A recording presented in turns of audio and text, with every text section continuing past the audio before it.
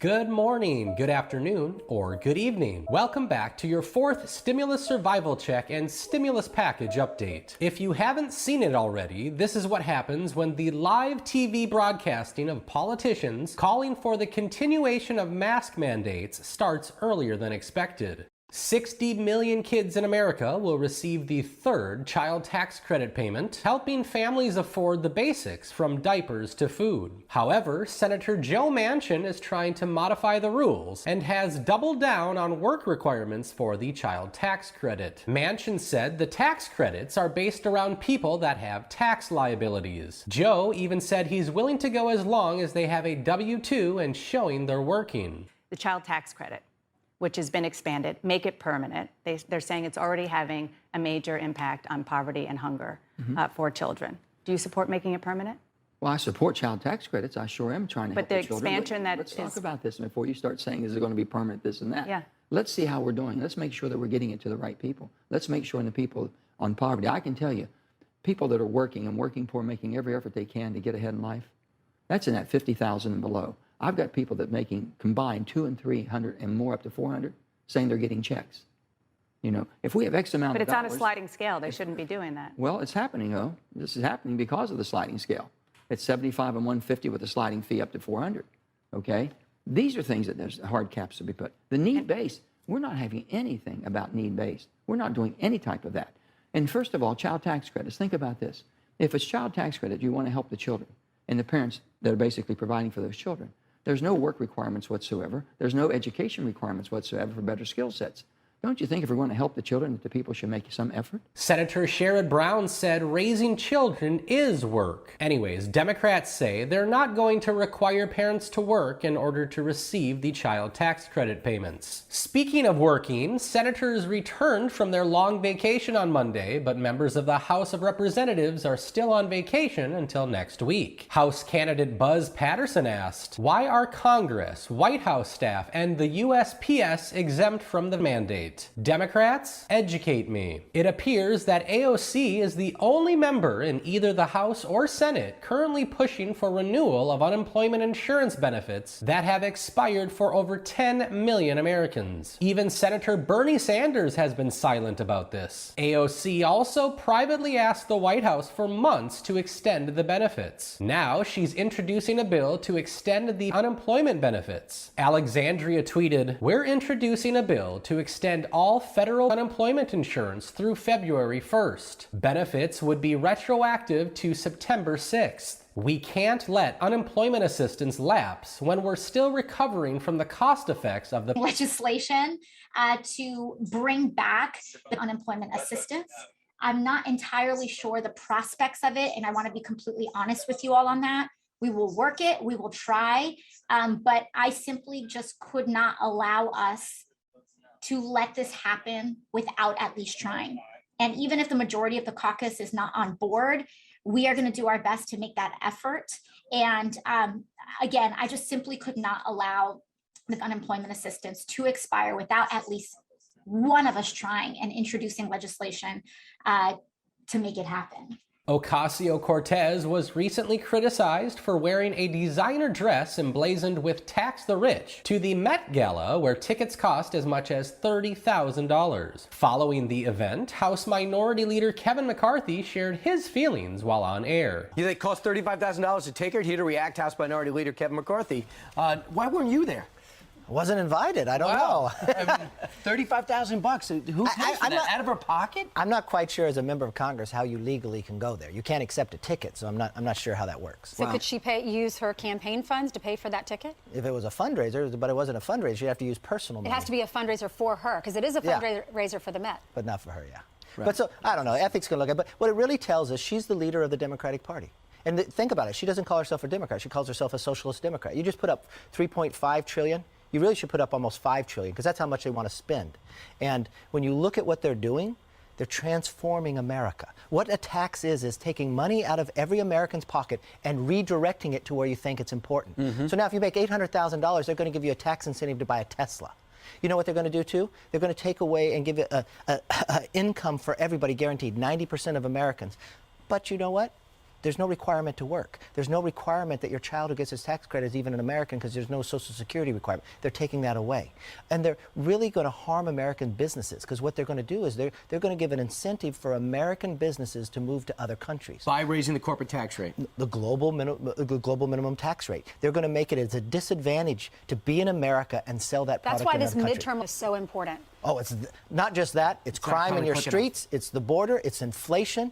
It's whether you really care. Think about President Biden. He cares more about trying to rescue Gavin Newsom than returning Americans from Afghanistan. Why isn't he spending all of his time on that? What is the plan to bring him home? The stimulus checks in the year 2020 lifted 11.7 million people out of poverty. Enhanced unemployment aid lifted 5.5 million people out of poverty. Again, stimulus checks lifted roughly 12 million people out of poverty in 2020. That's double the number of people lifted out by unemployment insurance benefits. One round of stimulus checks costs $500 billion. The federal government spends roughly $4 to $5 trillion in a normal year, and the military budget is just over $700 billion each and every year. It certainly seems like the conversation for a fourth stimulus check has just stopped in Washington. No checks are being included in the next stimulus package, even though the need is there. The US government doesn't want to give out any more stimulus checks to its citizens for relief, but are willing to pay $2,200 to every Afghan refugee. Senator Tim Kaine ended the Afghanistan hearing with this. We had good intentions about what we might have wanted in Afghanistan, but let's face it, we can't get 30% of Americans to we can't get 30% of Americans to acknowledge the results of a presidential. Do we really think that we can determine what the culture of another country should be? The House and Senate still say they want to pass the $3.5 trillion human infrastructure bill by the end of September. Yesterday, Joe Biden met separately with Senators Joe Manchin and Kyrsten Sinema to discuss the pending reconciliation package. This was the first big opportunity for those three major players to engage directly on the $3.5 trillion package. Both Sinema and Manchin have publicly rejected the $3.5 trillion price tag on their party's reconciliation bill, which Democrats are struggling to finalize. Circling back to Kevin McCarthy, he had this to say on the budget proposal. What is their goal between the tax plan and the reconciliation and infrastructure? What are Democrats hoping to accomplish? It's a transformation of America to become more of a socialist, European-type country, that they're going to have government deciding almost everything in your life. They're going to take of how you can spend your money. And it's the wokeism, right? Because what they're going to do in the tax incentive, they're going to punish you if you want to be if you want to be energy independent in America, but they're going to ask OPEC to produce more. They're going to provide it to only the industries that they care. So what they do in this tax bill as well, they give you an incentive. I have no disagreement with a union, but they let you deduct whatever you pay for the union dues because they want more companies to be union. I think unions provide greater service to their union members if they have to work for it. It's up to Joe Manchin to stop it, Kyrsten Sinema. It doesn't have to be up to them because remember, Article 1, Section 7 of the Constitution, all tax reform starts in the House. Only 4 Democrats have to say this is wrong for America and can stop it. Senator Bernie Sanders shared his thoughts on the reconciliation package, saying $3.5 trillion is not enough. How will the final figure be decided? I mean, where it's going to be $3.5 trillion. That's the compromise that's already been made.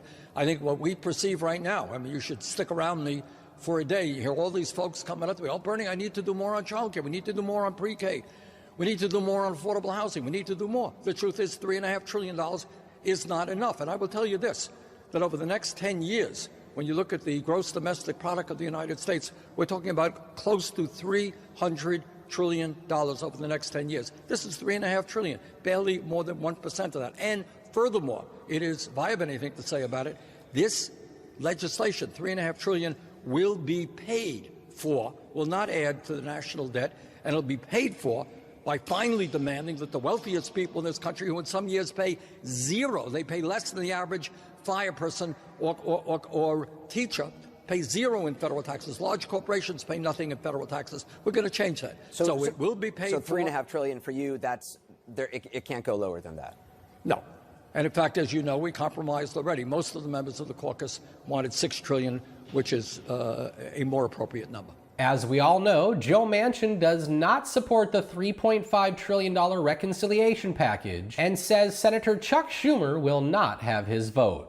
So let's talk about the op-ed that you wrote. You said you cannot support the $3.5 trillion bill until you get, quote, greater clarity on why that amount is necessary. Most of your colleagues have been trying to give you that clarity over the past couple of weeks since you wrote that. Your party leader, Chuck Schumer, says he's moving, quote, full speed ahead with this package. Will he have your vote? And that's fine. He can't. He will not have my vote on 3.5, and Chuck knows that. And we've talked about this. We've already put out $5.4 trillion, and we've tried to help Americans in every way we possibly can. And a lot of the help that we put out there is still there, and it's going to run clear until next year, 2022. What's the urgency? What's the urgency that we have? It's not the same urgency that we have with the American Rescue Plan. We got that out the door quickly. That was about $2 billion, $2 trillion. And on top of that, all the things we put out with the CARES package, everything leading up to that. So we have done an awful lot, and there's still an awful lot of people that need help. But you have 11 million jobs that aren't filled right now. 8 million people are still unemployed. Something's not matching up. Don't you think we ought to hit the pause and find out the vulnerability that we have, Dana, right now? We don't know what happened with this. It's awful coming back the way it is with a vengeance. We don't know about inflation. We know it's running rampant right now. I can tell you in West Virginia, inflation's running rampant. And on top of that, the challenges we're going to have, geopolitical challenges. Shouldn't we be prepared? So I want to ask you about a lot of that, but are you saying it's the price tag, it's the timeline, both? It's the urgency. Do we have the urgency to do what they're wanting to do in such a quick period of time? It's been a while since we've discussed cryptocurrencies, so let's see what Kathy Wood recently said about Bitcoin. If we're right and companies continue to diversify their cash into something like Bitcoin, and institutional investors start allocating 5% of their funds towards, I'll just say Bitcoin for right now, because we did that, we framed it for Bitcoin, could be for other cryptos as well. We believe that the price will be tenfold of where it is today. So instead of 45,000, over 500,000. Hedge fund titan Ray Dalio warned that regulation could destroy crypto. Do you believe that regulation ultimately will make something like Bitcoin and other cryptocurrencies have a future, or do you think regulation will hit? Well, I think at the end of the day, if it's really successful, they'll kill it. And they'll try to, and I think they will, because they have ways of. If you enjoyed today's video, feel free to give this video a like by pressing the thumbs up button. If you'd like to see more updates like this, then subscribe to this channel by clicking the subscribe button as well. That's the latest and greatest stimulus check and stimulus package updates for today. As always, I truly appreciate you taking the time to watch this video, and we'll see you soon. Have yourself an awesome day and take care. Awesome day and take care. Awesome